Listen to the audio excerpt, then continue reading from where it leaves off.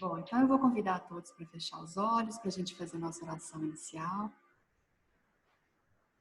Então, elevando o nosso pensamento, os nossos sentimentos, agradecendo ao nosso amado Mestre Jesus a oportunidade de estar aqui, reunidos, pedindo aos nossos amigos espirituais para que nos ajude na reflexão, no entendimento, a colocar o ensinamento de hoje em prática na nossa vida, a entender onde podemos mudar, qual a nossa missão para a nossa vida, para a nossa comunidade, o nosso país.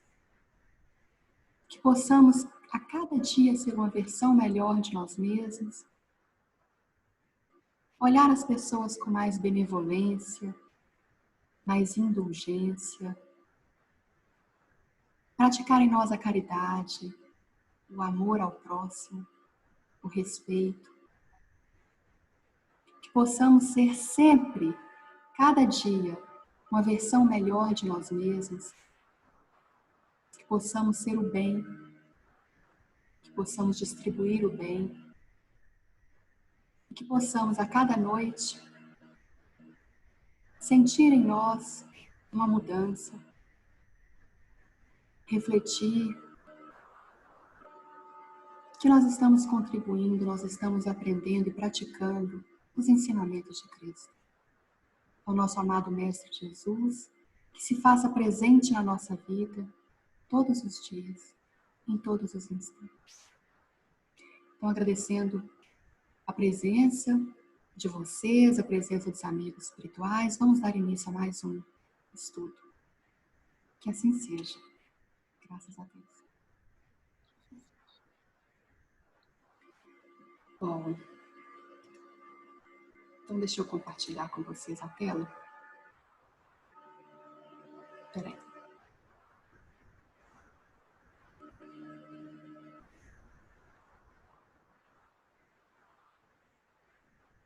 Carol, você precisa me aprovar aí.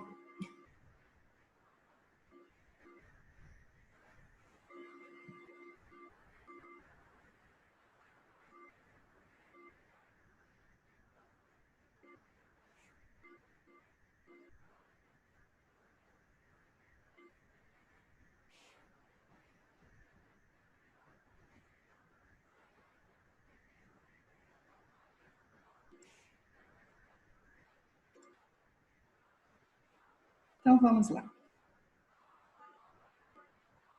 Bom, essa palestra de hoje, ela vai ter 1h e 15 minutos de duração. Aí a gente pode dar uns 15 minutos de conversação, né, de perguntas, respostas, reflexões, e aí a gente encerra. Bom, Brasil, Coração do Mundo, Pátria do Evangelho. Esse é um livro de Chico Xavier, né, um livro escrito, ditado pelo Espírito Humberto de Campos. E essa palestra eu vou fazer baseada muito nas reflexões de Haroldo Dutra. Então vamos lá.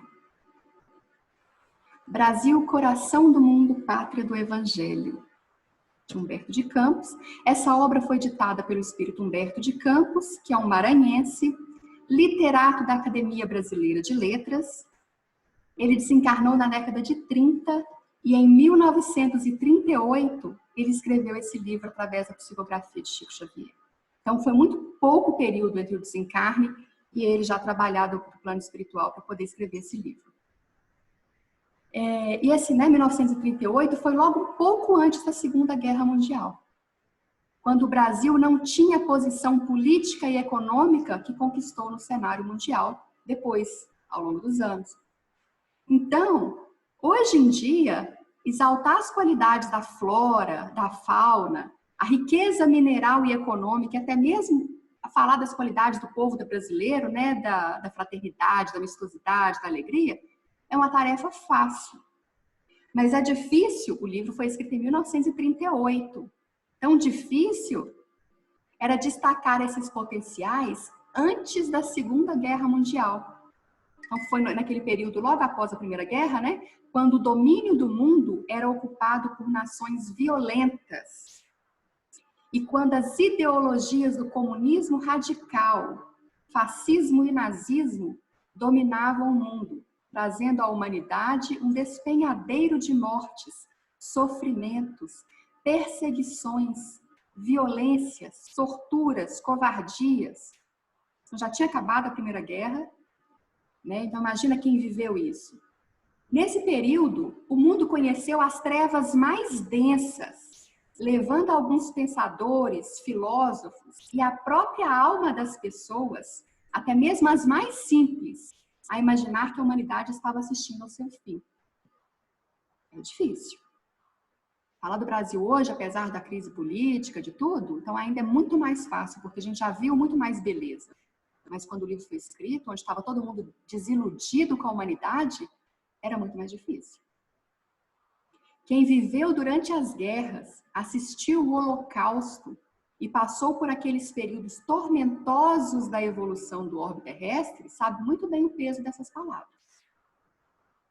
E naquela época, em 1938, já existiam os campos de concentração, então já existia essa barbárie toda, né, quando foi passado. Então E foi nesse momento em que as almas se perdiam no pessimismo e que nenhuma pessoa conseguia manter a esperança no progresso humano, que a espiritualidade, pelas mãos de Francisco Cândido Xavier, entregou ao mundo uma revelação ímpar.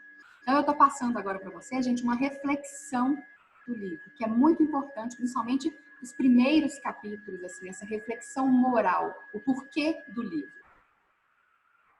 Nós sabemos que toda nação ou toda comunidade tem a sua missão específica no organismo do mundo. Organismo do mundo. O planeta Terra é um organismo, não é uma máquina. E aí, se a gente pensar então na Terra como um organismo, por ser um organismo, nós podemos dizer que ele é composto de células que trabalham em harmonia. Todo organismo é composto de células que trabalham em harmonia, né? Como em todo organismo, cada célula desempenha uma função específica. Em todo organismo, toda célula tem a sua função. Nós somos células do organismo chamado Terra. Devemos trabalhar juntos para manter a saúde e a harmonia do organismo Terra. Se nós trabalhamos em desarmonia com as outras células da nossa comunidade, pensa no corpo humano, em qualquer, né, outro órgão. Se nós trabalhamos em desarmonia, nós geramos um desequilíbrio e, consequentemente, fazemos com que o organismo adoeça. Então, nós, como células do organismo Terra, nós devemos trabalhar em harmonia para que a Terra não adoeça. Isso é uma reflexão.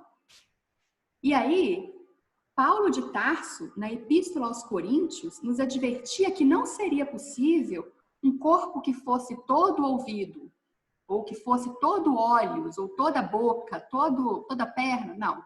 O que ele diz? É preciso ter ouvidos, olhos, mãos, pernas, cada parte desempenhando uma função específica. Então, é necessário entender, nós somos diferentes um do outro, mas cada um possui uma função específica. E no organismo Terra, esses órgãos, então, seriam os continentes, os países, e cada um possui uma função específica.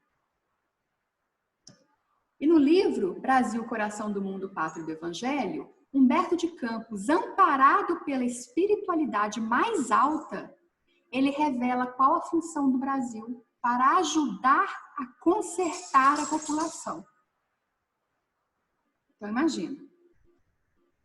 O que Jesus espera dos brasileiros? Então, por quê? Né? Qual que é a função para ajudar a consertar a população? O que ele espera de nós, brasileiros? O que Jesus espera de cada um de nós? Qual é a expectativa do mundo espiritual em relação à nossa encarnação? Qual é a expectativa do mundo espiritual em relação ao Brasil? Então, é importante a gente pensar, fazer essas reflexões, qual que é a expectativa? A gente entendendo, então, que nós somos células do organismo, o que a gente pode fazer juntos? Qual é a expectativa de Jesus para o país, para nós, para a nossa comunidade, né? Qual que é a nossa função? Quando nos fazemos essas perguntas, temos a oportunidade de corrigir em nós um desvio de perspectiva. E quando se fala em Brasil, coração do mundo, pátria do Evangelho, há o impulso nosso em pensar que o Brasil está destinado a uma posição de domínio econômico ou prestígio político, de achar assim, o Brasil é o coração do mundo, né? Um órgão tão importante. Então, o Brasil é importante para o mundo. Mas há aquela sensação dele ter um poder econômico, um poder político. Pátria do Evangelho, então, assim, é uma potência, as pessoas são, para ser pátria do Evangelho, então são exemplos. Seria isso? Então, dá essa prepotência de pensar a julgar pelo nome do livro. Mas isso é um engano. Isso é um engano e a gente vai ver por quê. E aí surge a pergunta desafiadora, principalmente a gente conhecendo o Brasil, sabendo como é o Brasil hoje, vem a pergunta desafiadora. Como conciliar poderio econômico e político, que é o que a princípio levaria, né, o título do livro nos leva a pensar, com o Evangelho, pátria do Evangelho?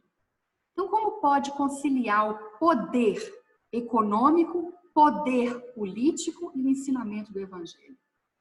Como que faz esse elo, essa junção?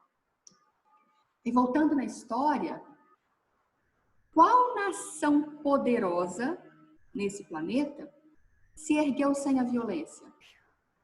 Qual nação que conseguiu poder político sem nenhuma violência, sem nenhuma desapropriação de terras?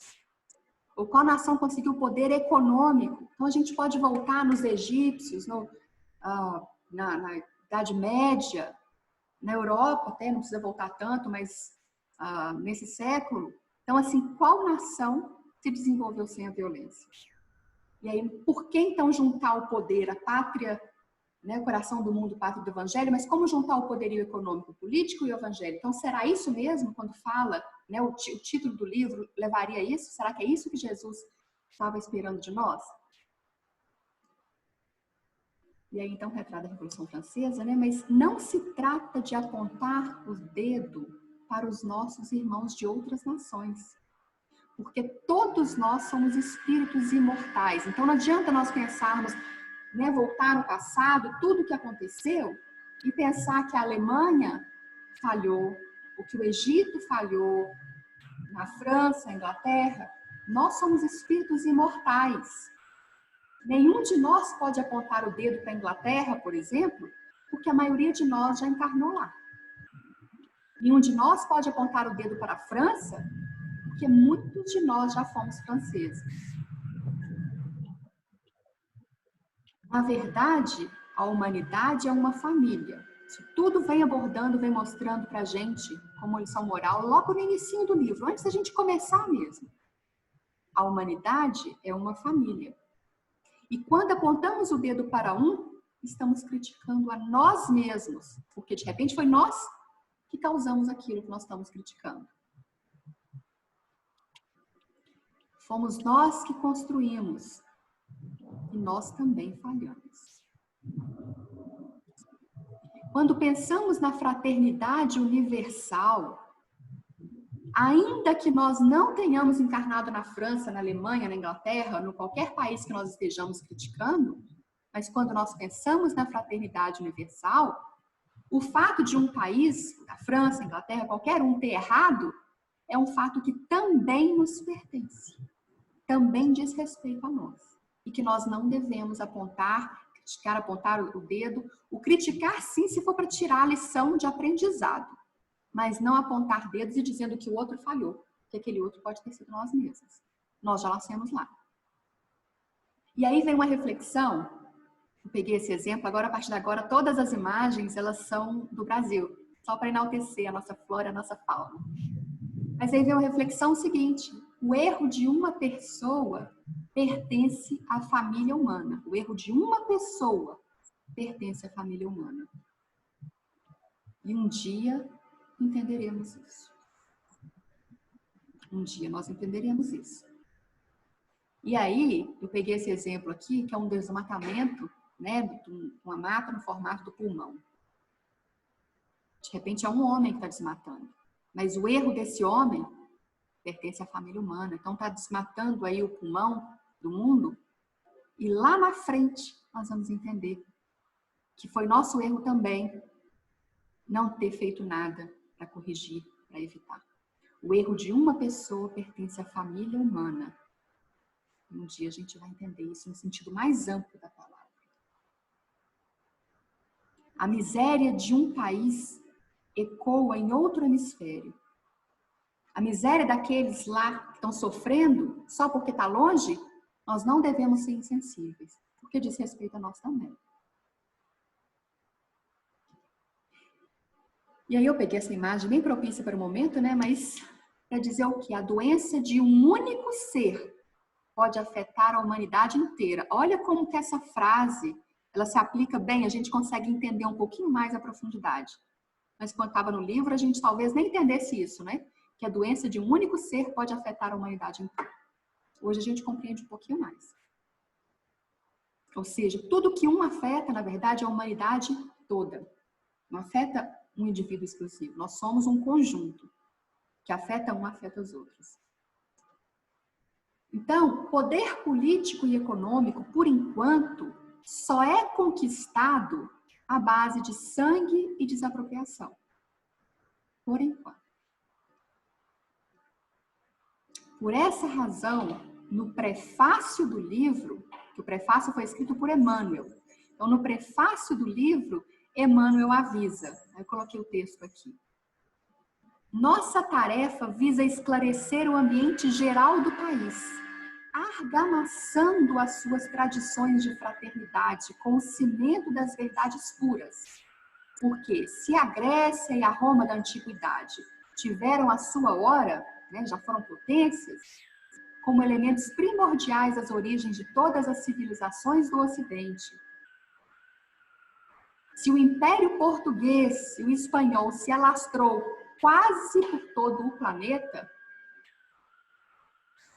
se a França e a Inglaterra têm tido sua hora proeminente nos tempos que assinalam as etapas evolutivas do mundo, o Brasil terá também o seu grande momento no relógio que marca os dias da evolução da humanidade. Então, não fala que o Brasil tem, ele terá. Então, está sendo plantado. Então, depois ele vai colher. Então, o que a gente precisa fazer para que essa plantação, que essa semente, ela cresça, ela vingue, né? Porque todos tiveram seu tempo. Então, o Brasil terá também. Aí no prefácio do livro, de Emmanuel. A evolução, ela não é um processo caótico. Então, nós estamos olhando para trás, pensando agora, tá evoluindo, mas não é um processo caótico, porque às vezes a gente olha para o Brasil e fala, meu Deus, olha o que virou isso aqui. Não é um processo caótico. A evolução é um processo conduzido pela sabedoria e pelo amor infinito de Deus. Então, para nós, humanos imperfeitos, a gente olha e não entende. Porque seria muito fácil para nós pensar assim, poxa, se quer um mundo, então, evoluído, com as pessoas boas, por que não coloca, então, só os espíritos bons para poder encarnar aqui? Por que que a Terra é esse planeta, né, de regeneração? Ele está passando pela regeneração, mas por que que ainda precisa tantas almas sofridas, imperfeitas, tantos espíritos inferiores nascerem aqui? Então aí, ó, a evolução não é um processo caótico, não é um acaso. É um processo conduzido pela sabedoria e o amor infinito de Deus. Deus não é um telespectador passivo. Ele é um pai atuante. Ele age. Ele corrige. Ele está atento. Ele aperfeiçoa. Ele ampara. Ele consola. Ele corrige rotas através dos seus emissários espirituais. Ele não entrega a gente pronto, não, mas ele nos dá as condições de nós melhorarmos, de nós corrigirmos. Quando diz ele corrige, não é ele que vai lá e corrige, mas ele nos dá as condições através dos seus emissários espirituais para nós nos corrigirmos. Então, ele corrige, né, nos ajuda a corrigir. e também atuando diretamente, porque Deus fala ao coração de cada um de nós. Às vezes a gente não ouve, mas Deus fala. Então, aqui na evolução, né? Portanto, a evolução é dirigida. A humanidade tem as suas horas e a evolução tem os seus marcos. Parece pequeno, nós somos espíritos inferiores, errantes, né? Erramos muito. Mas a evolução é dirigida e a gente está caminhando, por mais que a gente olhe para a situação hoje e ache que está um caos, que o mundo está perdido, mas em relação ao amor, à bondade, está sendo desenvolvida, estamos muito melhor do que era há 200, 300, 1000, do que era antes. Então, a maldade existe, mas a bondade existe também. A evolução é dirigida, estamos sendo todos assistidos. Então, a gente não pode concentrar também no ruim, porque o bem existe. Então, aí também, lá no prefácio, né, Emmanuel disse, no prefácio do livro, quando Humboldt, visitando o vale extenso do Amazonas, exclamou extasiado que ali se encontrava o celeiro do mundo, o grande cientista asseverou uma grande verdade. Gente, o que é celeiro? Nas fazendas, o celeiro é onde fica a comida, é onde fica, né, o que foi colhido da plantação, da riqueza mineral, alguma coisa. O celeiro. Então, o Brasil é o celeiro do mundo. E quando a gente hoje, né, já conhecendo a importância, a riqueza do Brasil, a gente sabe que o Brasil realmente ele consegue, né, assim, em relação à agricultura, em relação à mineração, fauna, flora mesmo, mas o Brasil é o celeiro do mundo. Ele pode, né, sustentar ou elevar isso para o mundo. E aí, então, ele corrige, Emmanuel disse, né, que Humboldt disse a grande verdade. Humboldt era um geógrafo, historiador e naturalista que visitou toda a América Latina e ficou impressionado com a riqueza da fauna e flora brasileira, além da riqueza mineral. Ficou impressionado. Principalmente, né, ele que já era encantado com o Brasil, ficou mais impressionado ainda quando navegou pelo rio Amazonas e contemplou com seus olhos essa floresta majestosa. Ele ficou mais impressionado ainda quando ele foi no Amazonas, que ele viu tudo junto ainda, uma diversidade imensa de árvores de plantação, e aí ele teve a certeza, aqui é o celeiro do mundo. Esse homem, que já havia conhecido quase todos os países, declarou, eis aqui o celeiro do mundo. Foi o que declarou para a humanidade. Só que aí veio Emmanuel e disse, o grande cientista asseverou uma grande verdade. Precisamos, porém, desdobrá-la, estendendo-a do seu sentido... Ai, meu Deus, desculpa, gente. Estendendo-a do seu sentido econômico à sua significação espiritual. Ou seja, é um celeiro não só material, não é para suprir somente a comida, os alimentos do corpo, mas o alimento da alma. É um celeiro também no sentido, tem que estender a sua significação espiritual. E era disso que Jesus se referia. Era esse o propósito de Jesus. Então, Emmanuel deixou aqui bem claro. O Brasil não está somente destinado a suprir as necessidades materiais dos povos mais pobres do planeta, mas também a facultar ao mundo inteiro uma expressão consoladora de crença e de fé raciocinada e a ser o maior celeiro de claridades espirituais do orbe terrestre. De claridades espirituais. Então tá aqui. O Brasil é o celeiro espiritual do mundo. Essa é a missão do Brasil. Então, a gente entendendo qual que é a missão do Brasil, fica mais fácil até para nós, como células do organismo chamado Terra, a gente entender um pouquinho qual que é a nossa função também, né? Já que nós nascemos no Brasil.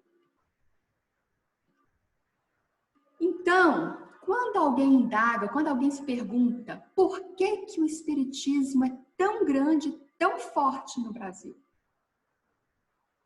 Qual foi a intenção de Jesus ao criar o Brasil? Celeiro do mundo. Então, por que que o Espiritismo é tão grande e tão forte? é porque o Brasil é o celeiro espiritual do mundo. Não é a França, não é a Itália, não é a Alemanha, não é a Inglaterra, não é a Suécia, a Holanda. Todos esses países já tiveram sua hora. Então, a hora, o momento do Brasil é agora. Espiritualmente falando, agora é a hora do Brasil. Mas então, quais as causas que estão por trás desse fato? Né, do seu mundo espiritualmente agora. Quem tomou essa decisão?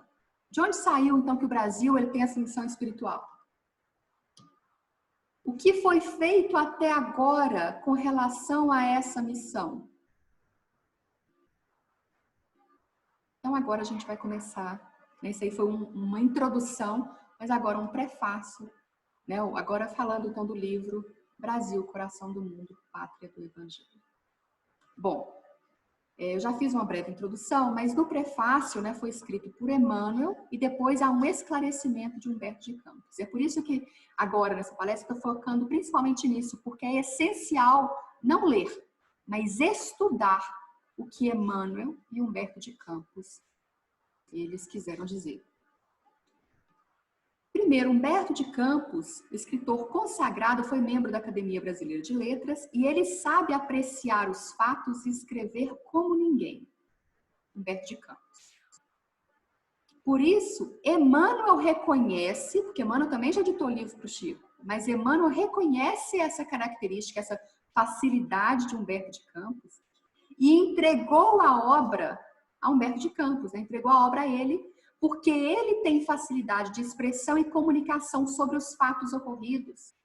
Ele viveu no Brasil, ele estava lá, ele entende mais aquela situação, então ele conseguia expressar aquilo mais fácil. Então, Emmanuel, numa humildade, também entregou para que Humberto de Campos fosse o autor espiritual dessa obra. E aí vamos lá, começando também. Então, no primeiro, esclarecendo. Aí aqui, deixa eu só... Se numerosos pensadores e artistas notáveis lhe traduziam a grandiosidade de um mundo novo, contando lá fora as inesgotáveis reservas do gigante da América, todo esse espírito analítico não passou da esfera superficial das apreciações, porque não viram o Brasil espiritual, o Brasil evangélico, em cujas estradas, cheias de esperança, luta, sonha e trabalha o povo fraternal e generoso. Isso aí é Emmanuel. Jesus transplantou da Palestina para a região do Cruzeiro a árvore magnânima do seu evangelho, a fim de que os seus rebentos delicados florescessem de novo, frutificando em obras de amor para todas as criaturas. Então, Emmanuel e Humberto de Campos, eles fazem essa analogia de uma árvore sendo transplantada, que é o Evangelho de Jesus. Então, por que da Palestina para o Brasil? Por que de Israel? Por que da Palestina para o Brasil? E por que a árvore? A árvore não é algo que fica pronto instantaneamente. Não é. Quem planta, você sabe que a gente coloca semente, as nem sempre vinga. Então, assim, é um processo delicado. Você pegar uma árvore e transplantar. Uma árvore não cresce em 5 minutos. As árvores não são vendidas em supermercados, são vendidas em casas próprias para agricultura, mas assim, não são vendidas em supermercado, ou seja, não é algo simplesmente que você vai lá e pega e compra e leva para casa. A árvore tem história. E a história da árvore está registrada nela mesma. Então é que os historiadores conseguem saber a história de uma árvore, uma idade, seu crescimento, as dificuldades que passou, os nutrientes absorvidos, tudo que ela foi alimentada, toda a sua vida está nela mesma. Opa, está nela mesma. Toda a sua vida. Então, o evangelho de Jesus que ele coloca então como se fosse uma árvore. Todo o evangelho, toda a história do evangelho, ele iria transplantar para o Brasil. Da Palestina, né, para o Brasil. E aí eu só vou fazer uma analogia então, porque naquela época, né, tem até uma parábola de Jesus, que é a parábola da figueira que secou, que ele compara também, né, que a árvore era Israel. Era na Palestina, onde o evangelho era para estar assim como árvore florida, frutificante, mas as pessoas não estavam praticando aquilo que Jesus ensinou. Então, eu não vou ficar falando muito dessa parábola não, porque senão a palestra vai ser prolongada. Mas enfim, para mostrar que estava lá. Só que já foram anos e anos de ensinamento, né, do Antigo Testamento, de tudo, para poder chegar, quando Jesus esteve por lá, para eles já poderem então praticar, para poder estar uma pátria evoluída, amistosa, amorosa, praticando o bem. Só que era uma figueira, no caso da parábola, mas era uma árvore frondosa, aparentemente bela, nossa, potente, mas estéril, que não dava frutos. Os frutos da caridade, os frutos do ensinamento de Jesus, os frutos de todo o ensinamento do Antigo Testamento, de Moisés, não estava frutificando. Então, por isso que ele falou assim, não, da Palestina então não dá, vamos transplantar. E aí, transplantar uma árvore não é tarefa fácil. A gente sabe quando a árvore cresce, uma árvore desse tamanho, por exemplo, que eu coloquei na imagem, as raízes, elas se espalham, elas são profundas e se espalham. Só que para transplantar, olha, eles cortaram, limitou. E a raiz é a fortaleza de qualquer árvore. É o que faz ela resistir a ventos fortes, né? Quanto mais plantada, quanto mais fundas as raízes, mais, né, largas e mais profundas, mais forte. Então, aí, transplantar uma árvore é uma dificuldade, não é tarefa fácil. Transplantar uma árvore é removê-la de um local onde ela já estava habituada e levá-la para um outro local, talvez outro clima, outro tipo de solo, né? Porque pode ser de um solo árido, um solo menos fértil, e querer que ela floresça novamente e não morra. Então não é só querer que ela não morra, mas ainda querer que ela continue viva, frutificando, né? Não morrer, continuar viva, mas enfim, que ela continue frutificando, continue florescendo. Mas foi essa a intenção de Jesus, que ele queria. E ele fala isso durante várias partes do livro, ele se remete então a essa árvore que foi transplantada. Por isso que eu estou detalhando aqui, para ficar mais fácil de entender. Jesus transplantou da Palestina para o cruzeiro a árvore magnânima do seu evangelho. Então, ao ceticismo da época, soará estranhamente uma afirmativa dessa natureza. Aqueles que são céticos não acreditam, mas transferiram para o Brasil. Quem é o Brasil para estar escolhido? Então, uma pessoa que olha ceticamente, fica muito estranho essa afirmativa. O evangelho, aqui, ó, não seria mera ficção de pensadores do cristianismo, o repositório de suas lições? Não foi apenas um cântico de esperança do povo hebreu que na Igreja Católica adaptou para garantir a coroa na cabeça dos príncipes terrestres? Será que esse evangelho, então, não foi a criação da igreja? Não foi só para conseguir dinheiro, para conseguir extorquir a fé das pessoas? Também tem muita gente que acredita nisso, né? Não existe, o evangelho não existe. A igreja foi a criação do homem só para poder extorquir poderio, né, econômico, político da época. Então, se deu também através da igreja. Existe essa história? Existe esse fato realmente na história? Existe. O evangelho é muito além. Muito. Não será uma palavra vazia, sem significação objetiva na atualidade do globo, quando todos os valores espirituais parecem descer ao sepulcro caiado da transição e decadência? Não é? É uma situação que a gente vê das pessoas sem valor moral, sem preocupar um com o outro. Então, fala do evangelho, não é uma palavra vazia? Assim como a história de uma árvore começa na semente, a história do Evangelho de Jesus começa na semente também, que foi lá nos profetas do Antigo Testamento. Então aí começa a história de Jesus. A história do Evangelho, do ensinamento moral, a primeira revelação, que veio por Moisés, Jesus, a segunda revelação, que a gente sabe. Então, a sementinha foi colocada, não foi quando Jesus chegou que já estava querendo, né, plantando a semente, não. A semente foi plantada antes, com os profetas. Então, existem vários profetas que mostram isso, mas, por exemplo, aqui eu vou citar Isaías e Jeremias. Quando a gente lê o livro de Isaías e Jeremias, né, lê as histórias, a gente fica doido, a gente fala assim, gente, mas esse povo não bate bem na cabeça, não. Porque eles xingam, eles falam alto, eles fazem barulho por qualquer coisa, sabe? É cheio do, parece aqueles mimimi, mas assim, cheio de defender, enfim, parece que são sensíveis demais, que se explodem demais, né? Então eles estão ali para quê? Tudo isso, às vezes, por causa de um órfão que foi abandonado. Então, vamos entender, a semente de Jesus. Eles gritavam, faziam barulho demais, mas por causa de um órfão que foi abandonado. Uma viúva que foi esquecida. Os profetas sempre foram alguém que ergueram a voz diante da injustiça e opressão.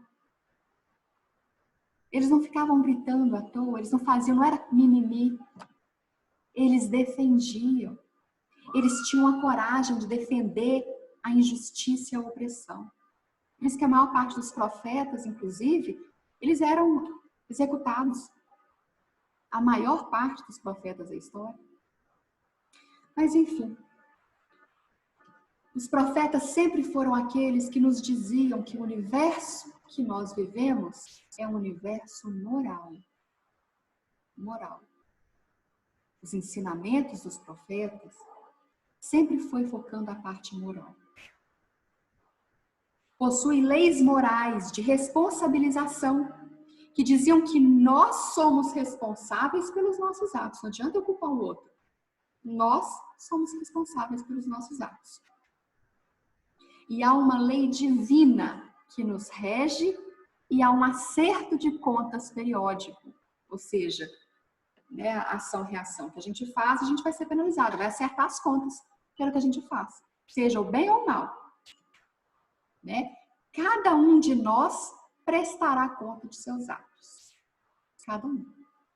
Então, aí eu represento, então, coloquei uma balança, porque o que a gente faz de bom pesa, mas o que a gente faz de ruim também pesa. Né? Então, tudo que a gente fizer de bom vai ser contado, mas tudo que a gente fizer ou deixar de fazer de bem, por exemplo, se a gente deixa de fazer o bem, é quase tão ruim quanto fazer o mal. Então, tudo que a gente faz de bem é pesado, mas tudo que a gente faz de mal, também. No final das contas, pelo menos a balança estiver equilibrada, a gente ainda está ok. Não é que tá bom, mas porque antes a gente deixava, a diferença era gritante, o peso do mal era maior do que o do bem. Se hoje em dia a gente ainda deixa a balança equilibrada, não é que tá ok, mas, né? Não é que tá bom, mas enfim, já não tá tão ruim igual antes. Mas o ideal é que o nosso bem sempre pese mais. O nosso pensamento no bem, o nosso desejo do bem, a nossa prática do bem. E são os ensinamentos morais que são as raízes da árvore. Isso vale para tudo. Para uma família, a raiz da família, né, o que vai pregar os valores morais que estão unindo as pessoas em qualquer relacionamento, aliás, familiar, na amizade, no trabalho, também conta muito os valores morais, porque os ensinamentos morais são as raízes das árvores. As raízes. E quanto mais, olha, essa árvore, eu peguei, né, um exemplo para mostrar que ela se estende, ela não fica, quando a gente foi transplantada, que estava lá cortada redondinha, ela não é assim, ela se espalha, né, horizontalmente, mas também para o fundo, para a terra, que é onde vem a base, a sua fortaleza. Essa é a raiz da árvore que foi transplantada para o Brasil, ou seja, os valores morais são a raiz da árvore que foi transplantada para o Brasil. A voz de coragem diante de uma injustiça é a raiz da árvore do Evangelho. Aí, gente, eu até quero mostrar um exemplo, eu estava falando dos profetas. Um grande exemplo que a gente teve também de profeta e da voz de coragem, né, aconteceu na época de Davi, do rei Davi. Um profeta, o que aconteceu? Davi, ele se apaixonou pela esposa de um amigo. E aí o rei mandou com que esse amigo fosse lutar, fosse para a guerra, na linha de frente da guerra, para que ele morresse. E aí, quando o amigo morreu, ele ficou com a esposa. E aí um profeta, então, que é esse que tem voz de justiça, né? Esse que não aguenta as injustiças calado, ele chegou, marcou audiência com o rei Davi, foi conversar com ele e disse assim: rei, eu tenho um caso para te contar aqui. Imagina só um lugar, né, uma pessoa que possui 100 ovelhas, possui 100. E aí, o vizinho dele, tinha uma ovelha só. Ele mandou matar o vizinho dele para poder pegar a ovelha. O que eu faço com um caso desse? Aí o rei Davi falou: manda matar. É imperdoável. Se o cara tinha 100 ovelhas e o outro tinha um só, ele mandou matar para poder pegar esse um, isso é pena. Não tem condições. É horrível. Pena de morte para ele. E aí o profeta falou: pois é, essa pessoa é você. Porque você, como rei, você tem direito a todas as mulheres desse reino. Você pode ter quantas mulheres você quiser. Mas você mandou matar a única mulher do seu amigo. Mandou matar a única mulher? Não, mandou matar o seu amigo. Fez com que seu amigo morresse para pegar a única mulher dele. E aí o rei Davi, né, o choque de realidade desse profeta, caiu a ficha. Ele desposou essa viúva. Foi a sua esposa. O rei Davi, com senso moral imenso, foi um rei que entrou para a história, mas teve um profeta atrás dele, lembrando dos valores morais e da voz, né, de coragem do profeta diante de uma injustiça. E essa é a raiz do evangelho. Foi sob essa raiz que Jesus deixou o tronco crescer e se manifestar quando disse: bem-aventurados os que têm fome e sede de justiça, que eles serão saciados. Mateus 5, versículo 6. Mas logo antes, Jesus disse: bem-aventurados os mansos, porque eles herdarão a terra. Mateus 5, 5. Logo antes. Então, o que ele quer dizer? A nova era, o novo mundo, essa nova terra, o mundo de regeneração será dos mansos, dos humildes. Não haverá espaço para ditadores e violentos. Essa é a nova era. A terra será herdada pelos brandos, pelos pacíficos, pelos pacificadores, pelos homens e mulheres que viverem e praticarem a paz. Essa será a nova era, a nova terra. Então, estava dado o tronco da árvore. Então, tinha raiz e ele já deu o tronco da árvore. E aí, o que aconteceu em 1857? Vamos lá na França, o que aconteceu em 1857? Através de Allan Kardec, a copa da árvore foi trazida do mundo espiritual. A copa da árvore veio, então, para implementar o quê? A terceira revelação, né? A terceira revelação veio completar a transposição dessa planta delicada e vigorosa, dessa árvore do evangelho que foi transplantada da Palestina para o Brasil. Em 1857. Nem começou no Brasil, começou na França, Allan Kardec. Mas veio a copa da árvore para ajudar na transposição. E aí, então, o Brasil é chamado de coração do mundo. E o livro cita até uma analogia que eu nunca tinha feito antes, mostrando que o Brasil é o coração do mundo, coração espiritual do mundo.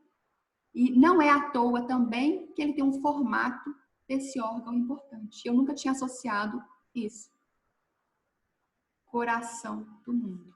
Então, não sei se vocês conseguem ver ligeiramente, claro que não é todo, mas um formato aqui. Brasil, coração do mundo. E desde foi descoberto, não teve nenhum pedaço faltando. Embora já houve tentativas de tirarem terras do Brasil, né? Já houve, mas ele permaneceu esses 8.000 quilômetros quadrados, né? Esses 8.000 quilômetros de litoral, permaneceu intacto. Brasil, coração do mundo. Bom, então aí começando o livro. No século XIV, o livro começa falando isso, que no século XIV, ou seja, antes do descobrimento do Brasil, Jesus visita a Terra para observar o seu progresso. Ele veio visitar, porque ele é um governador da Terra, né, o governador do mundo, então ele veio visitar a Terra para observar esse progresso. Desculpa, gente. O Senhor desejou realizar uma de suas visitas periódicas à Terra, a fim de observar os progressos de sua doutrina e dos seus exemplos no coração dos homens.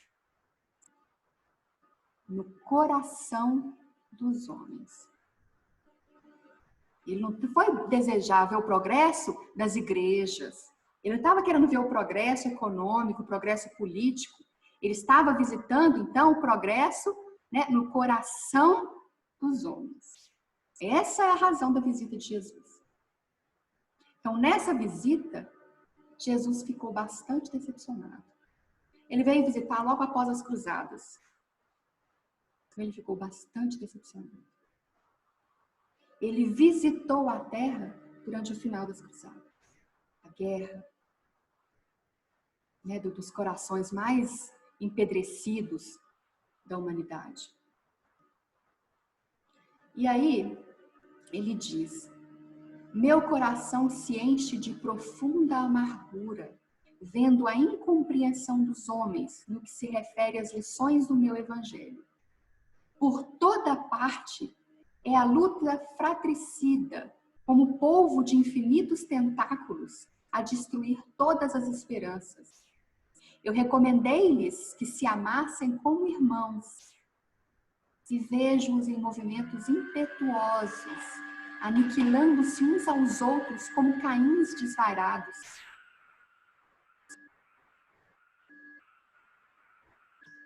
E aí, junto com Jesus, estavam mensageiros, arcanjos e anjos. E todos se entristeceram. Todos. E aí ele fala, então, de Eliu, que é um anjo que acompanhava Jesus. No livro ele fala Eliu, que é essa forma em árabe, né, o nome dele em árabe.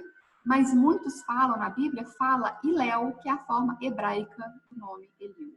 Tá? Então, o livro usa Eliu, mas na Bíblia a gente conhece, assim, traduzido para o Brasil, é Iléu. Então, eu vou usar o termo adotado do livro. Eliu, que era esse anjo que acompanhava Jesus, ele sugere, então, criar uma nova civilização em uma terra de pessoas simples. Tadinho, o Eliu, um anjo, cheio de boa vontade, disse, mestre, então vamos criar uma nova terra, né? Talvez ao propor isso, ele pensou assim, só pessoas boas, de bom coração, a gente escolhe, ali vai ser uma terra boa, né? Uma terra, o coração do mundo, a pátria do evangelho, enfim, pensando assim, vamos colocar ali só espírito bonzinho, só gente boa. E aí, acompanhado de seus mensageiros, Jesus se encaminha então para uma nova terra, para ver onde que poderia ser plantado o novo evangelho, mas Jesus não falou que era, estava concordando com ele, que seria somente o Espírito bom. Então vamos criar uma nova, né, uma nova terra para começar essa transplantação da árvore. Então, acompanhado de seus mensageiros, Jesus se encaminha para a região das Américas. E aí Jesus perguntou, presta atenção, Jesus, ele era governador do mundo, ele ajudou na criação do mundo. Então é claro que ele sabe onde ficam todas as terras. Mas Jesus perguntou, onde fica nessas terras novas o recanto planetário do qual se enxerga no infinito o símbolo da redenção humana? Então, ele queria saber onde que fica essa terra, que é o símbolo da redenção humana. Então vamos lá, são duas coisas aqui. Primeiro, o símbolo da redenção humana, da redenção espiritual, é a cruz. Jesus morreu, então o símbolo dessa redenção seria a cruz, a redenção espiritual e humana também, é a cruz. E indicando o Brasil, o céu mostra o caminho, que é o Cruzeiro do Sul. Então ele também se falava, onde fica essa cruz, para onde que essa cruz está apontando? Mas também aí, qual que é o símbolo da redenção humana? Onde fica essa terra que tem um símbolo da redenção humana? Qual que é o símbolo da redenção humana? O que é pra gente? O que a gente precisa para a nossa redenção? É praticar o amor, praticar a bondade, a caridade, não fazer mal ao outro. Então, praticar o amor. E qual que é o símbolo do amor? Coração. Onde fica essa terra que a gente enxerga do infinito, que ela tem o símbolo do coração, o símbolo da redenção humana? Jesus perguntou. Mas Jesus participou da criação do mundo, portanto é claro que ele conhecia a localização dos continentes, das terras todas. Mas Jesus era um educador, então a gente tem que prestar atenção e lembrar disso. Jesus era um educador. Ele faz perguntas para que o educando encontre as respostas. E a gente vê na história de Jesus quantas vezes ele chegava para a pessoa e perguntava. Ele não simplesmente dava a resposta ou já assumia o que ele queria. Ele perguntava para que a pessoa também se educasse. Opa, é isso que eu quero, é isso que não. Refletisse. Então, ele faz perguntas para que o educando encontre as respostas. E aí, quando foi mostrado a terra onde ficava, então, chegou ao Brasil. A terra que seria essa nova terra, de onde a árvore seria transplantada. Olha o que Jesus faz. Com mãos erguidas para o alto, como se invocasse a bênção de seu Pai para todos os elementos daquele solo extraordinário e opulento, exclama então Jesus. Jesus, com mãos erguidas para o alto. Para essa terra maravilhosa e bendita, será transplantada a árvore do meu evangelho de piedade e de amor. No seu solo dadivoso e fertilíssimo, todos os povos da terra aprenderão a lei da fraternidade universal. Lei da fraternidade universal. Era isso que Jesus desejava, então, para essa terra maravilhosa e bendita. A fraternidade universal. E aí a gente vai ver, então, o Brasil. Será que ele teria essa fraternidade universal? O que é a fraternidade universal? É o convívio de várias culturas, etnias, crenças. A convivência amistosa e alegre, apesar das dificuldades e sofrimentos. Olha só. Vamos ler de novo para a gente ver se identifica o Brasil. É o convívio de várias culturas. O Brasil tem um convívio de várias culturas, várias etnias, várias crenças. É uma convivência amistosa e alegre, apesar, não está falando que é perfeito, apesar das dificuldades e sofrimentos. Isso aí, no Brasil. Então, nesse momento, Jesus diz a Eliú, olha só, ele estava acompanhando Jesus até então ele diz a Eliú que ele deverá reencarnar na Terra. A encarnação imposta. Chegou a falar, você vai encarnar. Para quê? Para uma missão. Que ele deverá encarnar na Terra para dar início ao projeto para transplantar a árvore dos ensinamentos de Jesus. Então, Jesus falou. E por quê? Porque muitas pessoas, muitos chefes, governadores, né, quem está no poder, normalmente eles falam assim, você vai. Eu fico aqui observando, você faz isso, você faz aquilo. Mas Jesus não, Jesus faz. Jesus não era chefe, é líder. Porque ele deu o exemplo primeiro, ele encarnou, ele sofreu, ele foi crucificado. Então ele pode chegar para Eliú e falar, vá. Então, na confecção, na criação, na estruturação desse Brasil, Jesus então pediu a primeira pessoa. E Eliú era o quê? Era um anjo. Jesus pediu que esse anjo, Eliú, deveria reencarnar na Terra para dar início ao projeto. Início. Então agora presta atenção.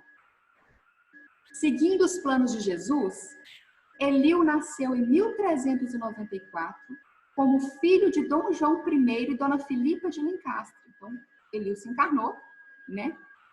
Sendo o heróico infante de Sagres, que operou na renovação das energias portuguesas, expandindo as suas possibilidades realizadoras para além dos mares. Então, deixa eu traduzir isso aqui. Jesus pediu Eliú, então, para poder encarnar. né? Falou assim, você vai ter que... Pediu, não, ele chegou, ó, você vai ter que descer, coleguinha. Você vai ter que ir lá. E aí era para ajudar, então, na transplantação. Ele encarnou em Portugal, com o filho do rei lá, Dom João I e Dona Filipa. O nome dele era Henrique de Avis, ou conhecido como Henrique de Sagres. E Eliu, ou Henrique de Sagres, né, se a gente fizer uma pesquisa no Google, vai ver. Ele criou uma escola naval. Ele criou uma escola para ensinar as pessoas a navegar, a ler as cartas náuticas. Então, olha só como é que a sementinha já foi começada a plantar. Ele falou, você vai descer para ajudar na transplantação. Só que Portugal, como é que Portugal era um país pobre, né, sem crédito nenhum, como é que ele ia sair por aí para poder descobrir uma terra nova? Opa, vai precisar de uns navios, vai precisar de pessoas para poder explorar. Então, ele foi lá e criou. Ele criou uma escola de navegação. Ele estimulou a construção de navios e cartas náuticas para favorecer o descobrimento do Brasil. Esse é o famoso Jesus não dá ponto sem nó. Tudo planejado. Então, Dom Henrique de Avis, ou Eliu, né? Ele foi um infante português e a mais importante figura do início da Era das Descobertas, popularmente conhecido como Infante de Sagres ou Navegador. Então, ele foi a mais importante figura. Mas quem que foi Eliu? Então, nós estamos falando do Henrique. Mas quem que foi Eliu? Que era um anjo. Que Eliu era um nome dele de outra vida. Eliu, ele foi o avô de Gamaliel, que está lá na Bíblia. Foi o mais sábio dos hebreus. Foi contemporâneo de Jesus e fundou a mais famosa escola bíblica da Palestina. Esse é o Eliu que Jesus mandou para ajudar na implantação. Esse foi o Eliu.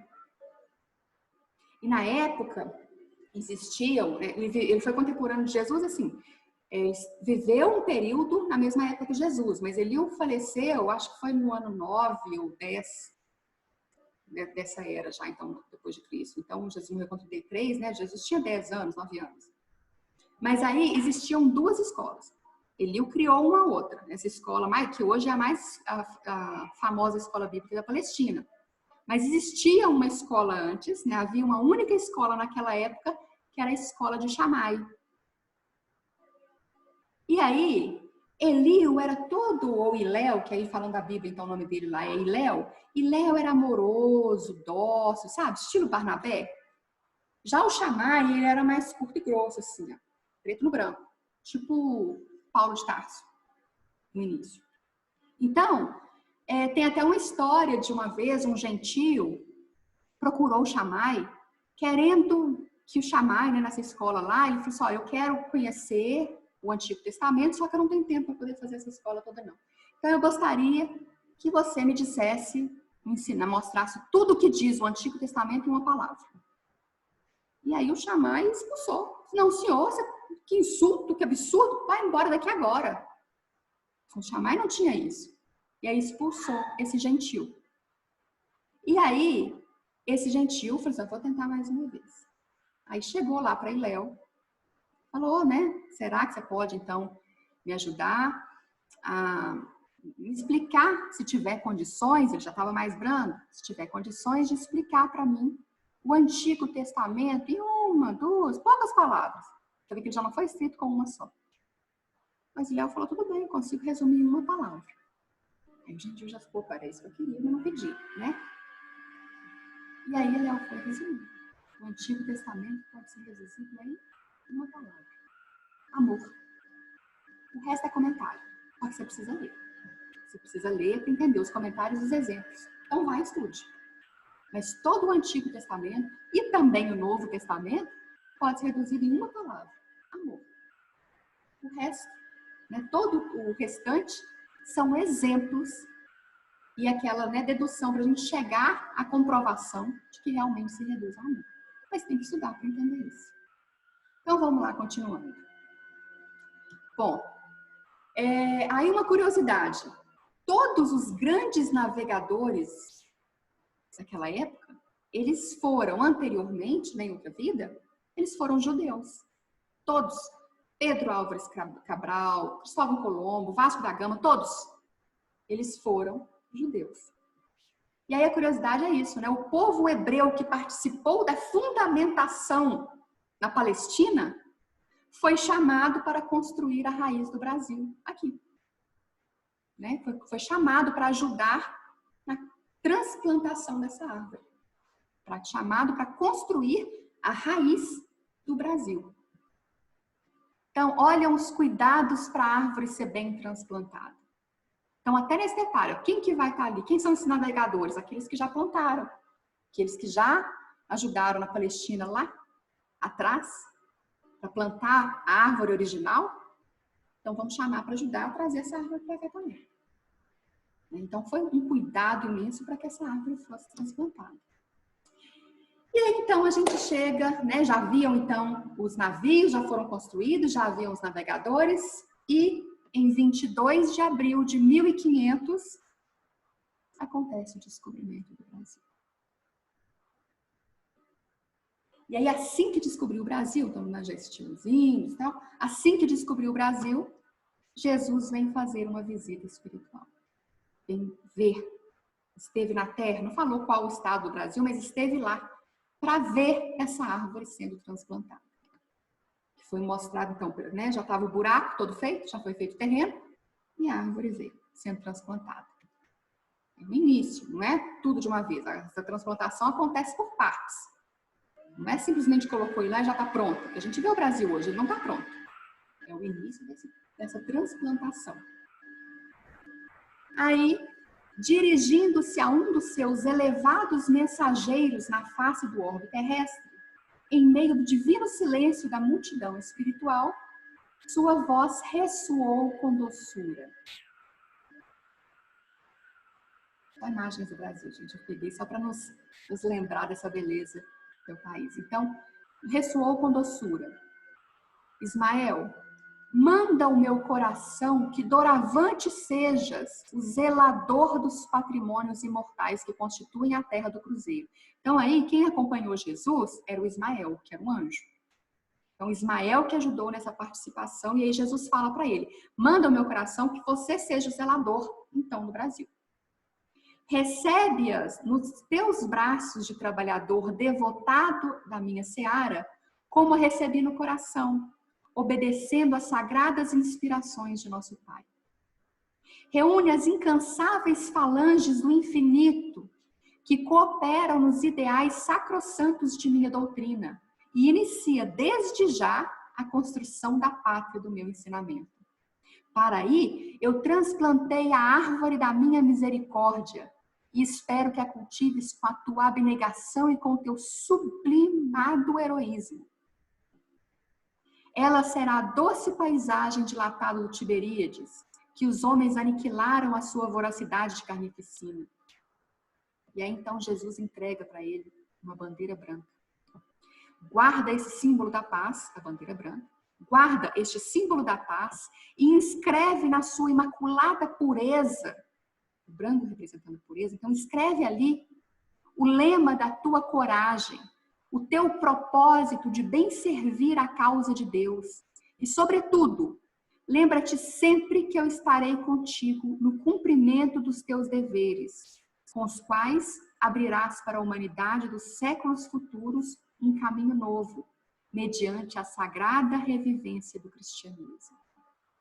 Então, Jesus entrega para Ismael uma bandeira e Ismael escreve o seu lema, Deus, Cristo e caridade.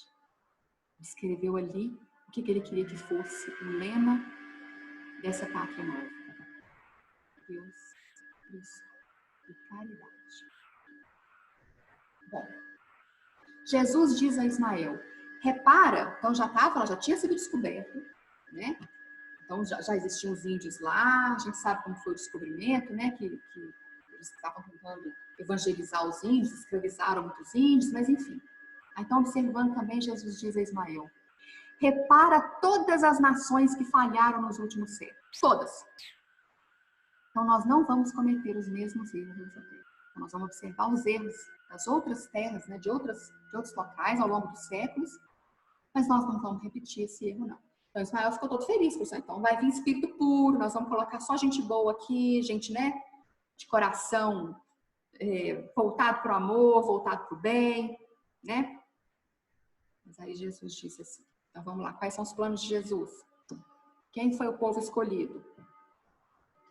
Bom, Jesus pediu o povo com a alma mais simples e ignorante. Eu quero o povo com a alma mais simples e mais ignorante. Esses eram os índios. Ele que ele queria, já estavam lá os índios, de acordo com os planos de Jesus. Depois ele falou, quero também aqui o povo mais pobre e sofrido da Europa. Né? Que quando, isso aqui eu estou mostrando agora, mas era o planejamento de Jesus. Eu estou apresentando para vocês essa conversa, porque quem estava lá com Jesus na hora do planejamento era Eliú. Então, ele está mostrando para Ismael, então, quem que ele escolheu. O povo mais pobre, mais sofrido da Europa. Que eram os portugueses. Que era Portugal. Eles estavam endividados. Eles não tinham nada, era um país pobre, era um país que não teve o seu momento, não teve a sua ascensão, era um país com sede de justiça e era um país, acima de tudo, de pessoas trabalhadoras. Então, eram essas pessoas que ele queria lá. Os índios, com a alma simples e ignorante, e o povo sofrido, com sede de justiça, mas com vontade de trabalhar, que eram os portugueses. E aí, para completar, um povo oprimido, que já aprendeu a humildade e a brandura. Então, aqueles que já sofreram muito, né, mas já aprenderam a ter a humildade e a brandura, que são os negros, né? São os negros africanos que vieram da África. Esse era o povo escolhido que ele queria que habitasse o nosso país, que habitasse o Brasil, a terra escolhida. E aí, então, um outro capítulo do livro fala sobre os degredados. Então, primeiramente, surgiram os índios, que eram simples de coração. Em segundo lugar, chegavam os sedentos da justiça divina, os portugueses. E mais tarde, viriam os escravos, com uma expressão dos humildes e dos aflitos, para a formação da alma coletiva de um povo bem-aventurado por sua mansidão e fraternidade. Aí, ó, a fraternidade se formando no Brasil, que era o que ele queria. E aquilo, naqueles longínquos dias lá de 1500, já se ouviam no Brasil os ecos acariciadores do Sermão da Montanha. Qual é o Sermão da Montanha? Bem-aventurados, né? O que é o Sermão da Montanha? Diz, todos os valores morais de Jesus podem ser resumidos lá. Tudo aquilo que ele ensina. Então, ali começou. Só das pessoas escolhidas, estava ali, então, né, os ecos do Sermão da Montanha sendo praticado. Aí, um outro capítulo, então, fala dos missionários. Os missionários que chegaram no Brasil, né, para poder evangelizar os índios, para poder ajudar a trazer o cristianismo, a trazer esses ensinamentos morais para a terra. Porque não adianta. Ele quer transplantar, mas precisava de alguém para trazer esses ensinamentos, que não ia receber assim, a troco de nada. Né? Então chegaram muitos missionários, muitos. Vou citar aqui alguns. Padre de Anchieta, Bartolomeu de Mártires, enfim, vamos aqui. Padre José de Anchieta foi um padre jesuíta espanhol e um dos fundadores de São Paulo. José de Anchieta. Bartolomeu de Mártires, e era um arcebispo de Braga. Ele dedicou-se ao ensino em Lisboa, veio para o Brasil já com o background, né, já com a bagagem do ensino, para ajudar o ensinar, para trazer a educação para o Brasil. Manuel da Nóbrega, religioso e educador português.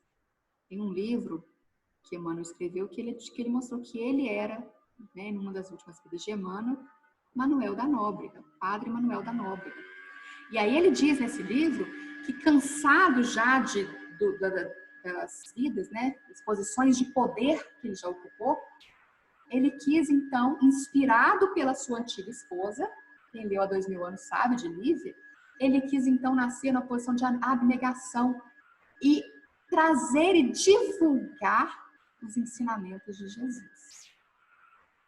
Então, olha só, a gente acompanhando as vidas de Emmanuel desde há 2000 anos, né? Então, ele pediu para nascer com Manuel da Nóbrega para ajudar a espalhar, ajudar a plantar, a trazer essa árvore para o Brasil. Então, ele queria também divulgar o ensinamento moral de Jesus. E aí, Diogo Jacome, padre coadjutor da Companhia de Jesus, ele dedicou-se à evangelização dos índios. Todos vieram para isso, para ajudar a evangelizar aqueles puros, simples e puros de coração que Jesus pediu que estivesse aqui. Leonardo Nunes atuou como missionário no Brasil, dedicando-se à catequese dos índios. E aí, Fabiano de Cristo. Fabiano de Cristo, que era frade da Ordem dos Frades Menores, desenvolveu um trabalho de dedicação e amor ao próximo. A curiosidade de Fabiano de Cristo é que ele foi José de Anchieta. Porque José de Anchieta, ele era, né, ele foi uma pessoa boa, ele ajudou para que, só que ele ainda mantinha aspectos ásperos dele. Ele ainda não tinha desenvolvido, não estava refinado isso nele. Então, ele, né, esteve aqui como o primeiro padre jesuíta espanhol, né? O primeiro que esteve aqui na evangelização, junto com o descobrimento. E aí, junto não, porque ele nasceu em 1534, mas assim, logo que chegou, né? Ele veio para ajudar nessa evangelização dos índios. E aí depois, ele tinha que desenvolver esse lado mais dócil, mais amável, ele voltou então como Fabiano de Cristo. E aí, olha só, desenvolveu um trabalho de dedicação e amor ao próximo, onde que ele pôde cumprir, então, a missão que ele começou aqui. Bom, enfim, são vários missionários, eu citei alguns, mas o livro de história está aí para dizer todos, né? E aí, então, depois veio um outro capítulo que fala, então, sobre né, o povo que seria colocado aqui, vieram os escravos. Alguns anos depois, a África foi oprimida e os negros foram escravizados e trazidos para o Brasil. Aí Ismael, então, quando os negros foram trazidos à força para o Brasil, Ismael marcou uma conferência com Jesus para conversar com ele. E aí disse assim: Senhor, sinto dificuldades para fazer prevalecer os vossos desígnios nos territórios onde pairam as vossas bênçãos dulcificantes. Porque Ismael achou que ia ser, né, só espírito bom, gente boa, mas de repente estava vindo navio de pessoas escravizadas, levando chicotadas, sendo submetida a torturas imensas. E Ismael falou: sinto dificuldade de aplicar isso, porque o que a gente estava desejando é um país do bem, do amor, do evangelho, de repente está acontecendo essa barbárie aqui. E ele explica: a civilização que ali se inicia, sob os imperativos da vossa vontade compassiva e misericordiosa, acaba de ser contaminada por lamentáveis acontecimentos. Os donatários dos imensos latifúndios de Santa Cruz fizeram-se à vela, escravizando os negros indefesos de Luanda, Guiné e Angola. Simplesmente foi lá e escravizou. Infelizmente, os pobres cativos, miseráveis e desditosos, chegam à pátria do vosso evangelho como se fossem animais bravios e selvagens, sem coração e sem consciência. Eles estavam lá na Luanda, na Angola, em Guiné, eles foram capturados, não estavam fazendo nada, não fizeram nada demais, foram capturados, trazidos como animais selvagens, como pessoas que não tinham coração, não tinham sentimento, não tinham consciência, não tinham vida, não tinham família, não tinham nada. E foram escravizados. E aí, não aguentando isso tudo, quando ele foi conversar com Jesus, o mensageiro, porém, não conseguiu continuar. Soluços divinos lhes rebentaram o peito opresso, evocando tão amargas lembranças. Ele, com aquela expectativa de uma terra nova, terra de bondade, do amor, ele viu isso acontecendo e ele não conseguiu, na conversa que ele estava com Jesus, ele não conseguiu mais falar. Ele soluçou, caiu aos prantos. E a pergunta: anjo chora? Porque Ismael era um anjo. E anjo chora? Então, diante da injustiça, da maldade, da opressão, chora sim.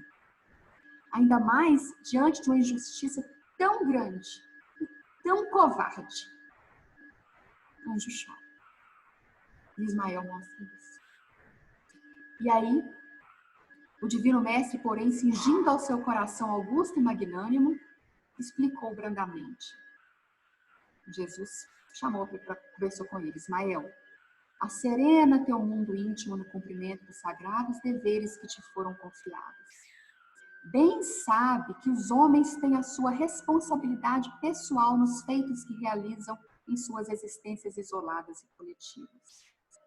Mas, se não podemos tolher-lhes aí a liberdade, também não podemos esquecer que existe um instituto imortal da justiça divina, o livre-arbítrio da justiça divina, onde cada qual receberá de conformidade com seus atos. Ou seja, nada vai ser impune.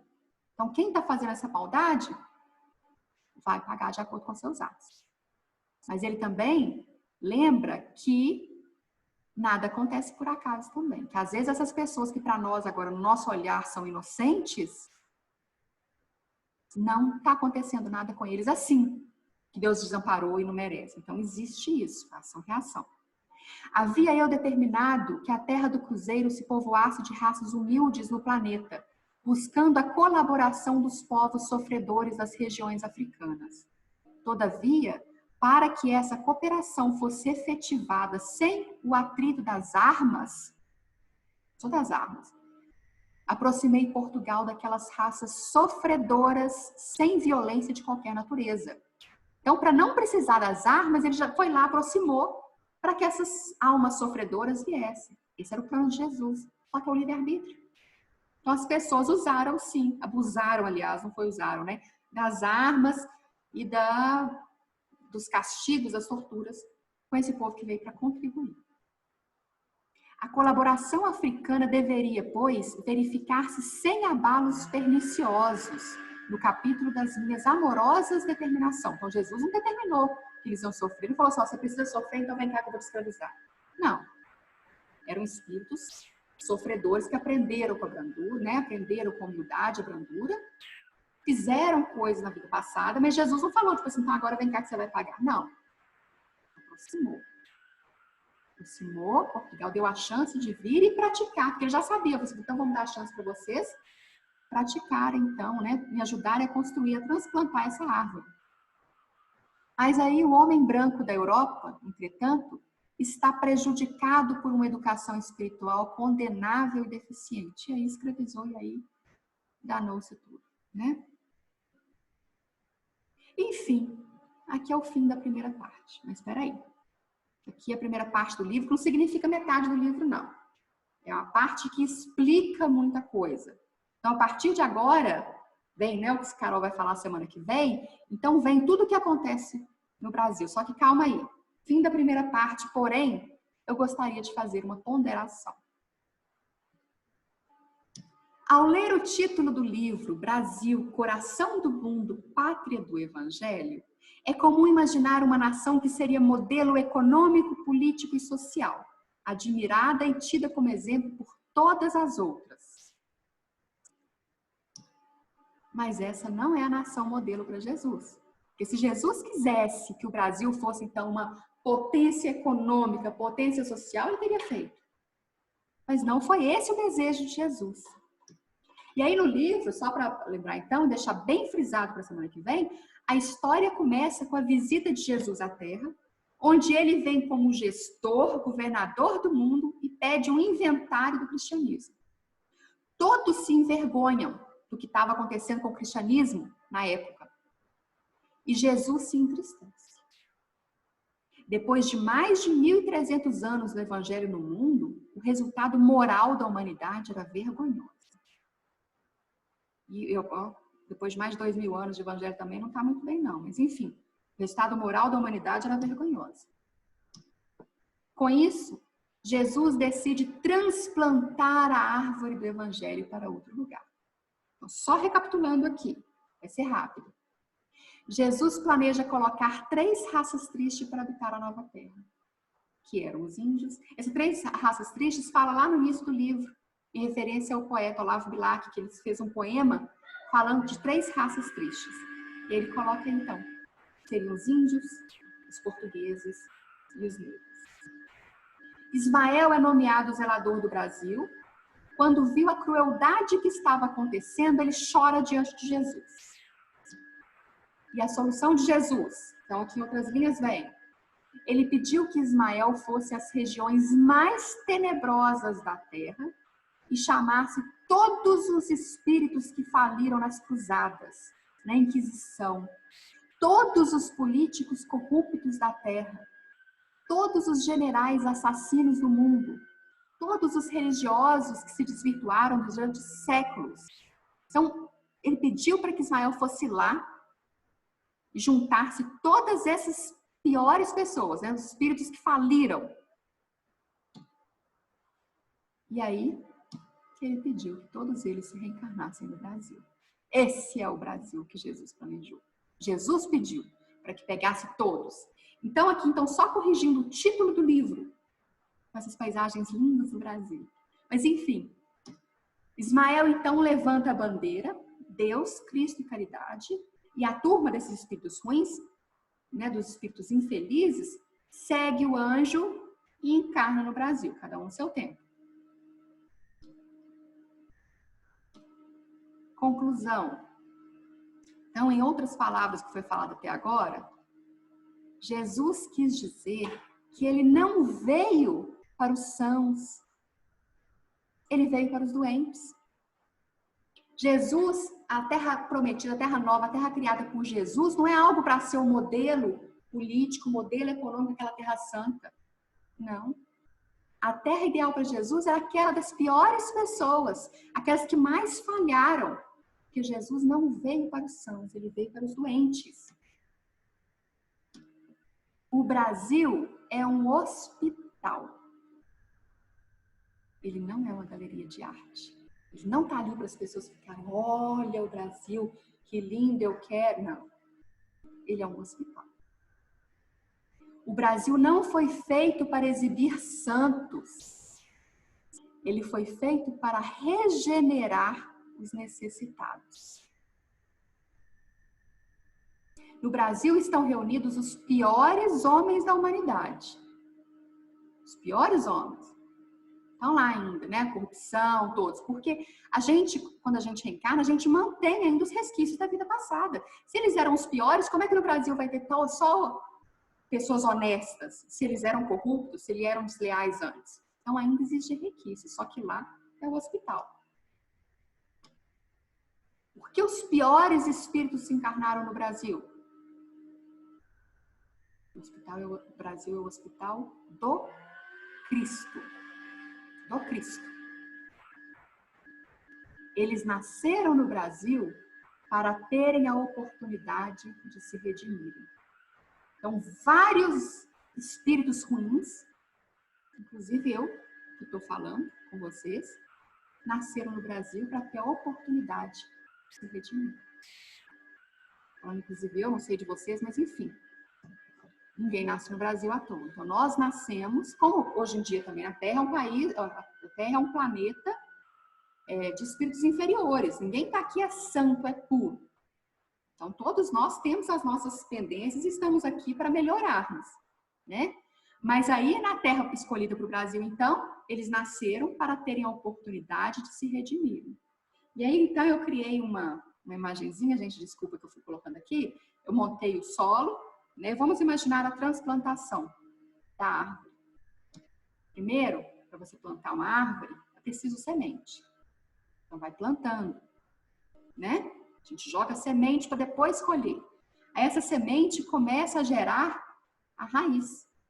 Ela não cresce para fora da terra ainda, ela começa a crescer e vai se enraizando. Depois começa, então, a surgir o tronco, né? O caule. Depois a copa da árvore. Depois começa a florescer. Depois. E depois que floresce, que vem os frutos. Então a gente não pode querer que, né, de 1500 em apenas 500 e poucos anos a gente já colha o fruto. Tem que lembrar então desse processo de uma árvore. Transplantação de uma árvore.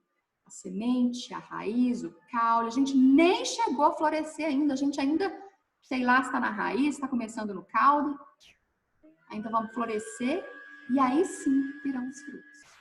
E aí vem toda a história que vai continuar semana que vem, que a Carol vai falar. E aí, para terminar, eu quero citar essa frase, né, de um pedaço de uma carta, de uma entrevista de Chico Xavier, onde Emmanuel falou isso lá em Pedro Leopoldo.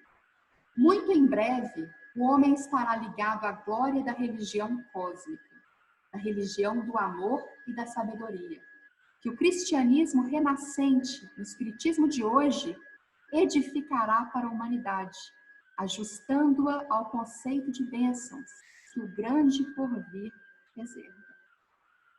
Muito breve. Então, assim, vamos manter a esperança e vamos acreditar que a árvore está sendo transplantada. E nós não encarnamos no Brasil à toa, e nós, né, foi pedido, então, para que a gente... Deixa eu colocar aqui, gente, eu perdi vocês aqui.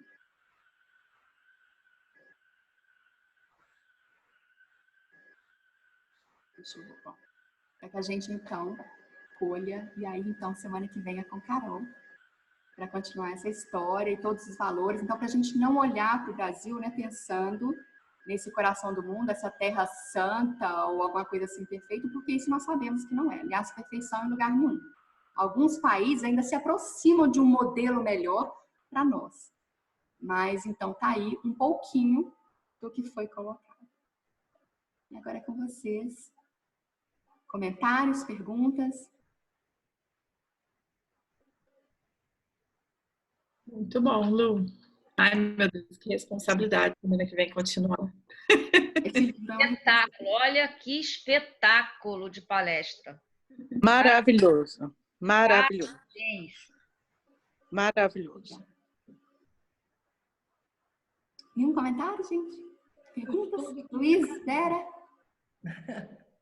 Eu estou de queixo caído. As paisagens do Brasil são lindas, né? Eu quis colocar bastante, assim, um pouquinho de... Não é por nada, não.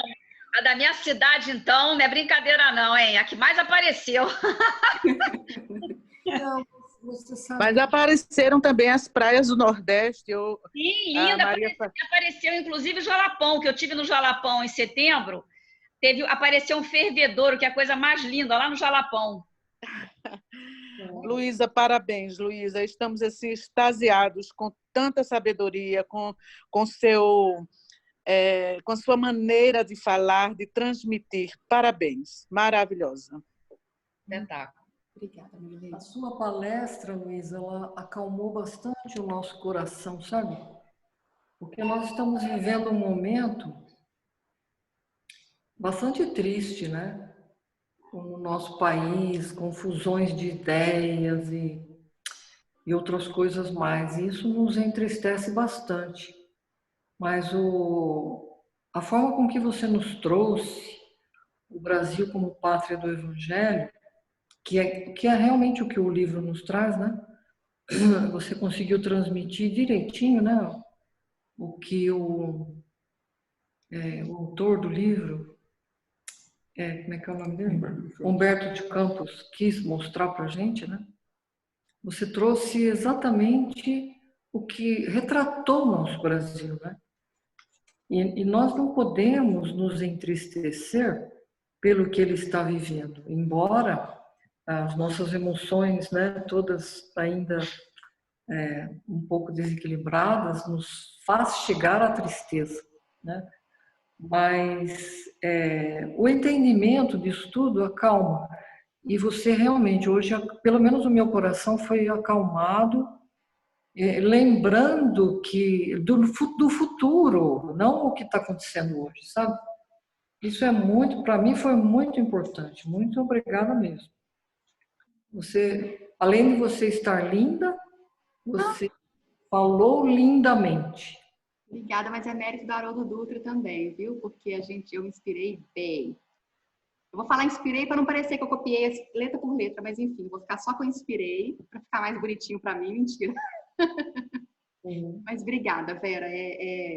mas realmente foi baseado numas reflexões do Haroldo Dutra mesmo. Então, que ele sabe tirar isso tudo, né? Aproveita. Uma vez que a gente ouve essa palestra, é difícil a gente não querer reproduzir mesmo, não querer passar, porque vem essa explicação tão clara, né? Então, aí para não perder, por isso que muita coisa eu fui escrevendo para ajudar a controlar o tempo, mas para ajudar a passar também essa mensagem, né? Para acalmar, porque é muito fácil a gente se questionar, vendo, principalmente agora, na situação política do Brasil, nessa situação toda, né, na situação de rivalidade entre, principalmente pela política e tudo, mas assim, dessa falta de amistosidade. O Brasil, que é fraterno, sempre foi conhecido por isso, então parece que está perdendo um pouco essa característica. Então, principalmente agora, vir mostrar, né, que assim, calma, está tudo planejado, foi tudo escolhido, então assim, né, e eu acho que até para mostrar a nossa responsabilidade também. Porque se formos escolhidos, se o Brasil é o coração do mundo, então somos todos impuros, somos todos doentes, né? Assim, precisando dessa melhora. E aí a gente consegue, pelo menos talvez consiga refletir mais fácil qual que é a nossa função. Por que a gente nasceu ali? O que a gente pode contribuir para isso, né? Exatamente. Muito bem. Muito bem colocado, tudo. Obrigada mesmo. Lu, você quer falar? Tá com a mãozinha levantada aí? Eu quero. Bom, já sabe, né? Faça minhas palavras de todos aqui, dos elogios, claro, dos esclarecimentos, né? Quando pega as partes principais deste livro, eu confesso, eu não li este livro, eu li o resumo do livro e assisti algumas palestras em relação a ele também, e eu acho que essa palestra que você está falando do Haroldo eu assisti também, é maravilhosa, as reflexões, as ideias, mas o que me chama mais atenção é o que conforta, o Caveirinha disse, e eu acho que vocês não escolheram, você e Carol, o momento melhor para se falar disso. Esperem que outras pessoas também no YouTube tenham acesso a isso, porque por mais que nós estamos passando por uma transição planetária e nós, brasileiros, sabemos das coisas que estão acontecendo, que nos entristece, mas nos dá a oportunidade de compreender o porquê, pelo simples fato que sabemos quais são os espíritos encarnados lá, né? E nós também nos encarnamos lá. Qual é o nível moral dos espíritos encarnados lá, que também, mais uma vez, nós fazemos parte. Compreendemos esse processo que o Brasil vem passando, né? Muitas coisas, infelizmente, ainda, né, na parte do sofrimento, do conhecimento, de compreender certas coisas. Então, sabemos que a moral das pessoas ainda que estão ali para fazer alguma coisa, ou que tem alguma oportunidade, né, desde que seja do rapaz que limpa a rua até quem está dentro do governo, sabemos que todos têm um nível de moral, né? Que não se trata de uma questão de posição social, mas que se trata de uma questão de moral. E a definição do hospital não poderia ser melhor. Porque espíritos doentes têm que se reencarnar em lugares que vão lhe dar o remédio necessário, né? Como se nós ficarmos doentes, vamos para o hospital. Não é diferente com as encarnações. Então, neste momento, compreender este processo nos acalma, nos alivia de alguma certa forma, porque quando o mundo assistiu o Holocausto, né? E eu já vi vários depoimentos de pessoas que conseguiram sobreviver. Enfim, não sei se vocês já tiveram oportunidades. É coisa que, se a gente refletir, a gente não imagina que o ser humano, né, tem essa capacidade. E é o momento que o mundo perdeu o pensamento de que acabou, a humanidade deu errado. Não tem condições, né? E mesmo assim nós vemos mudanças, vemos aprimoramentos que sejam aos poucos, e é aquela que você falou, Lu, a árvore, a gente acha que nem deu, tá nem no caule ainda, né? Em termos morais, estamos na raiz aqui, ó, e precisa muitas encarnações ainda e muito processo de conscientização para a gente chegar lá, mas é isso que me dá, e que eu acredito que para todos vocês, a calma de saber a gente vai chegar lá, né? Aos pouquinhos nós vamos chegar lá. Mesmo sendo bombardeados diariamente de coisas negativas, mas quantas coisas maravilhosas também não existem, né? Então aí é uma questão de entender e escolher o caminho a ser seguido. Nós vamos chegar lá. Tá difícil? Tá. Mas nós vamos chegar lá, porque nós temos a consciência que tipos de espíritos nós somos, né? Ainda mais quando, né, olha, quem encarnou ali são os piores, né? Somos nós, não é diferente, somos nós. E vocês estão tendo a oportunidade de tomar o remédio necessário para a doença de vocês. Então, tomem. São idosas homeopáticas? São. Mas tomem. E aí, assim, esse processo vai acontecer. Agora, eu estou curiosa para saber da outra parte, hein, Carol? Nossa, eu já estava ansiosa esperando hoje. Até comentei com a Carol. Mas semana que vem eu espero com mais ansiedade ainda, porque hoje foi ótimo. Nossa, achei maravilhoso. Obrigada, Lu. Olha, o Thiago quer falar alguma coisa. Vem aqui perto. depois... Do outro lado. Sabe uma coisa que me chamou a atenção durante sua palestra, Lu? Porque realmente no livro eu fiz uma conexão aqui na minha cabeça. Vê se vocês concordam comigo. O porquê do espiritismo ser tão forte no Brasil e, ao mesmo tempo, do outro lado da balança, esses espíritos errantes, obviamente nos incluindo, encarnaram lá, que foi um dos últimos slides da sua apresentação. Porque a partir do momento que você vê pela primeira vez aquele slide que você botou, nossa, os espíritos, criminosos, os governantes e tudo mais, tá, o que mais precisam aprender de uma vez só no Brasil, desculpa, o primeiro pensamento que eu tive é falar assim, isso é uma receita para dar errado. Óbvio que é uma receita para dar errado, entendeu? Mas, durante a sua palestra, eu mudei de ideia, porque eu fiz uma conexão que não sei se passou pela cabeça de vocês, que é a misericórdia de Deus. Ao mesmo tempo que todos esses espíritos errantes reencarnaram de uma vez só, ou, né, a maioria deles no Brasil, numa terra só, o espiritismo, por outro lado, é muito forte. Então, resumindo minhas palavras, é isso. Vocês têm o melhor remédio, vocês podem ter o maior problema, mas está aqui, ó, para vocês, o melhor remédio. Então, eles meio que se, né, é um balance, né, muito, muito legal. Então, durante essa palestra eu fiz essa conexão. Por que o espiritismo é tão forte no Brasil? É exatamente isso. Pode ter o maior problema, pode ter os espíritos necessitados de tanto aprendizado, mas Deus e Jesus Cristo nunca nos deixa sozinho. E a gente só abre o olho, né, tirar um pouquinho as vendas e olhar para o lado e falar assim, olha, tá aqui o espiritismo. Tá aí para vocês se consertarem, entendeu? Achei muito legal, fiz essa conexão. Eu só queria falar mais uma coisinha rápida, que como nós devemos agradecer por reencarnarmos no Brasil, sabe? Porque nós fomos lá para aprender, porque pelo que um espírito amigo nos falou numa das cartas, nós já passamos pela França, inclusive na época de Kardec lá, né? Conhecendo a doutrina naquela época.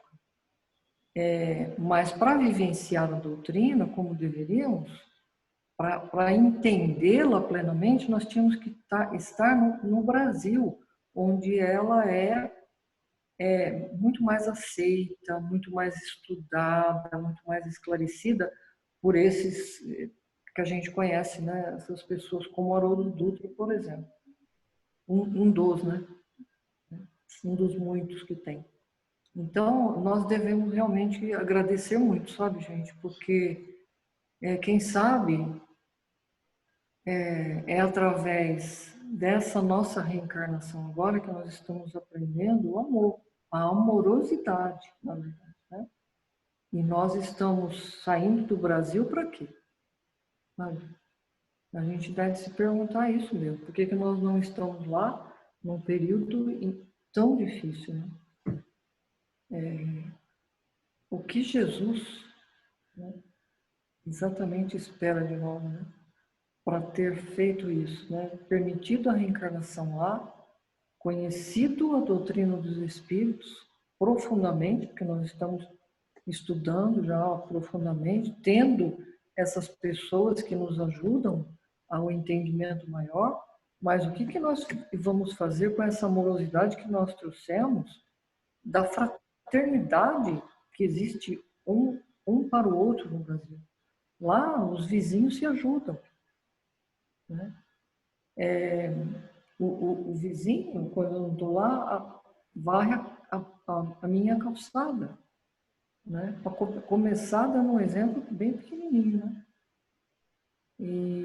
Então, nós precisamos realmente repensar um pouco sobre esse sentimento que nós trouxemos da terra que nós nascemos, né? Essa amorosidade, esse olhar amoroso para as pessoas, esse entendimento de que somos todos iguais, né? Esse entendimento de que nós não podemos ver diferenças em ninguém, e nem mesmo os nossos irmãos que ficaram no Brasil estão fazendo bobagem, alguns, né? Porque existe também muita amorosidade, muita fraternidade lá. E é isso que nós devemos passar adiante, né? Que é através do exemplo que nós vamos passar a doutrina espírita, porque não é só com teoria, não. Teoria não passa nada, né? É com o nosso exemplo mesmo. Eu agora, Luísa, eu estou com o coração muito agradecido a Jesus por ser brasileiro. Realmente, com muita convicção. Eu sou brasileiro e não vou deixar de ser nunca. Posso pegar um pouco da cultura daqui, gostar muito da tecnologia, gostar muito das coisas que existem aqui, né? Da cultura daqui e tal, mas meu coração é brasileiro. E vai permanecer assim. E que nós todos consigamos fazer com que o nosso coração seja transportado para outros lugares. Que a gente consiga fazer. Agora fica fácil também fazer essa analogia, você estava falando agora, e eu pensei, né? Entendendo um pouquinho a história desse livro, com as cartas que foram recebidas, mostrando, então, nós nascemos no Brasil, mas também viemos aqui, assim, nada é por acaso, mostrando até a razão espiritual de nós termos vindo. Pensando na árvore ser transplantada, mostra que nós somos sementinhas. Sabe aquele algodão que a gente pega, quando é aquela florzinha de algodão, né, que a gente sopra, que vai saindo as sementinhas para o canto? Então, nós somos soprados e viemos para cá. Né, assim, então, tem uma função. O fato dela renascer depende só de nós, né? Nós somos a sementinha, nós somos o vaso que carregamos a semente e é nossa obrigação fazê-la, né, nascer. Olha a nossa responsabilidade aí. Não é o outro que vem pôr aguinha, pôr a gente no sol, não é nada disso, não. Somos nós mesmos, né? Olha, eu ficaria aqui refletindo com vocês a noite inteira hoje. Uhum. Mas o meu marido está cansado, eu estou meio um pouco sonolenta, mas... Não, e a gente tem horário também, mas o Luiz está quietinho, está cansado, está quietinho, mas a gente tem horário. Muito agradecido. Espirituais que a gente tem que respeitar, né? Obrigada. Mas uma coisa muito interessante, bom, eu gostei demais, né, da sua exposição. Teve algumas coisas assim que realmente ficaram assim bastante evidenciadas, né? O fato do celeiro espiritual, né? E isso nos torna realmente é impressionante como a espiritualidade maior se serve daqueles que não precisam ser nenhum avatar, não. Nós somos pessoas comuns, né? Então, a espiritualidade se serve daqueles que vieram pensando bem, o Brasil não é hoje, não. Desde o descobrimento ele passa por dificuldades, ele passa por todas essas turbulências, né? Políticas, econômicas, né? Tudo. E hoje, né? Não é diferente. Então, a gente tem realmente um ambiente que não é dos melhores. E ainda assim a espiritualidade se serve de alguns poucos. E não estou falando da gente, estou falando de todos esses que estão espalhados aí pelo mundo, né, representando, né, a doutrina espírita, fazendo um trabalho, por menor que seja, mas realmente plantando a semente. A gente sabe que o que nós estamos fazendo não é para... Nós não vamos ver florescer, né? Nós não vamos nem ver a plantinha ainda tenra, né? Mas outros virão e cada vez mais, e as coisas vão funcionar. Então, é bonito de ver isso, né? Essa disseminação de um conhecimento, ainda que o país não esteja totalmente preparado, mas nós tivemos a oportunidade de passar por lá, aprender e estar aí espalhando, né? Nós, nossos filhos, né? Que hoje nós já podemos ver a segunda geração aí, nossa, né? Já estão aí espalhando isso, o que é muito bom, não? Através do comportamento, através da... Mas é muito, muito, muito bonito isso. E vamos que vamos espalhar essas claridades aí, né? Que você falou na exposição aí. Muito bom. Obrigado. Obrigada a você. Su, você termina? Você fecha? Fecho sim.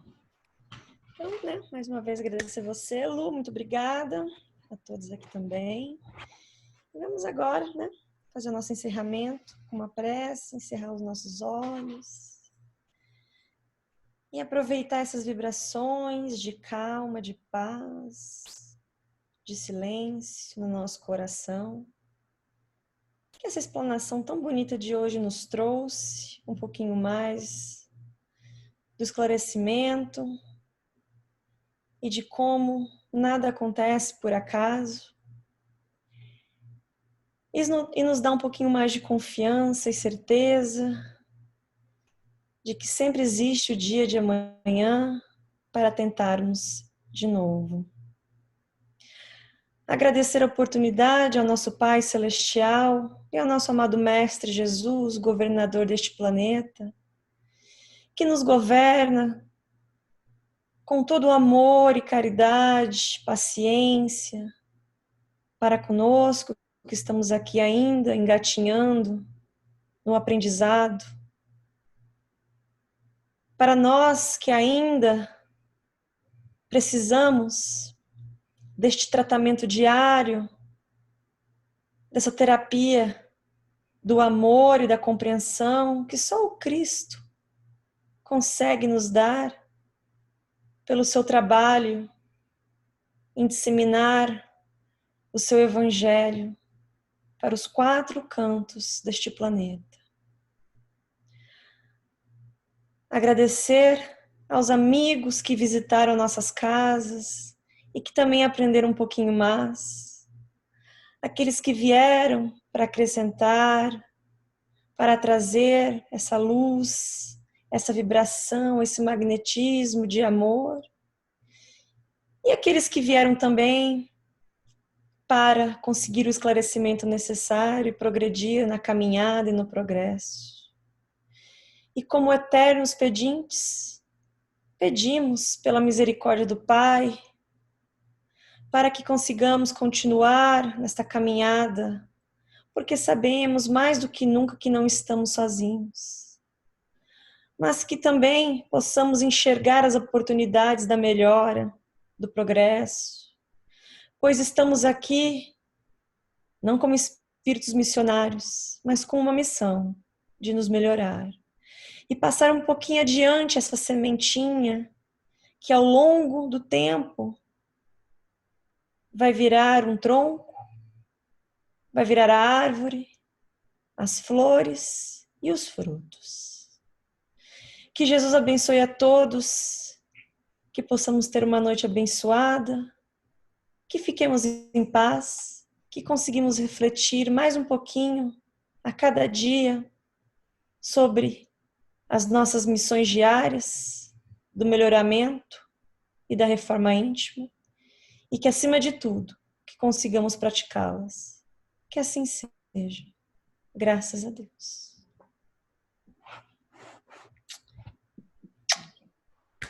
Beijo para vocês, gente. Boa noite. Fiquem com Deus. Boa noite.